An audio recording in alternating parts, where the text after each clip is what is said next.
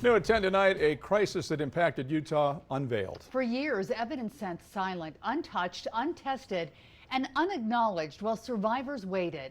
But then a program came along that forced the system to face its darkest neglect. Tonight, Jim Spiewak uncovers how this decades-old program is continuing to crack decades-old cases. Finally, justice. Finally, someone listened. It's over. Relieved. This sexual assault survivor, who we are not identifying, waited nearly 2 decades for her attackers to go to prison. It's troubling. It's disgusting that it took this amount of time.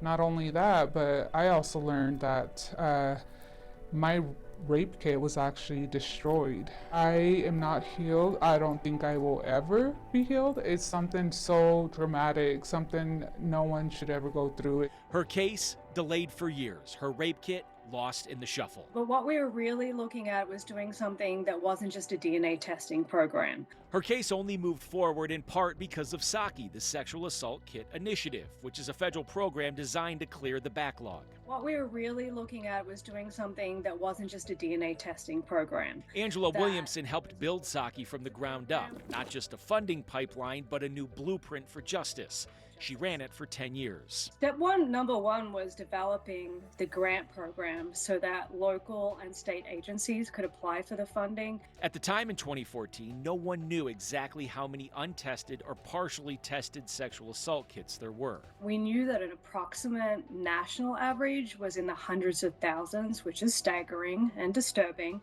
but there was no way for the federal government to get that true count. Each kit a forgotten survivor, evidence shelved and suspects unaccounted for, even with some who had DNA samples in the system. Was it easy to get people to buy into what you were selling? Some people bought in very easily. Some people were quick to throw blame.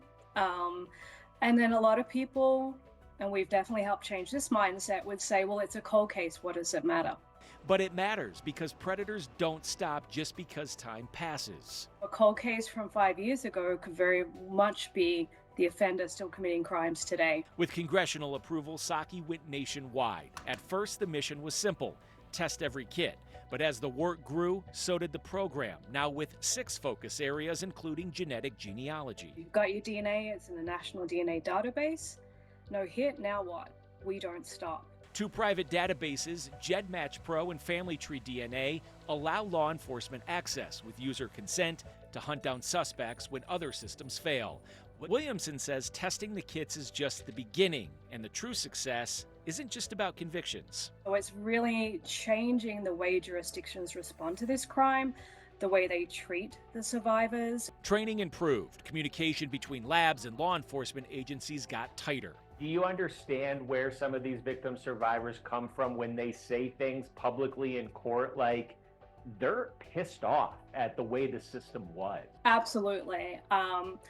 I have read pretty shocking reports that were written by investigators or first responders that did not understand the victim trauma response and sometimes thought that the victims were lying and so didn't really follow up on their cases. Utah has received more than $4 million in SAKI funding, and it's changing one case, one story, one survivor at a time. I can't imagine knowing the worst day of your life was put on a shelf. Which is what this survivor dealt with for nearly 20 years. Don't give up, and if you have to be the voice to your own story, be the voice to your own story. Jim has more tomorrow morning about the 6 focus areas that SAKI has evolved into. He'll have that with the morning crew tomorrow on 2 News This Morning.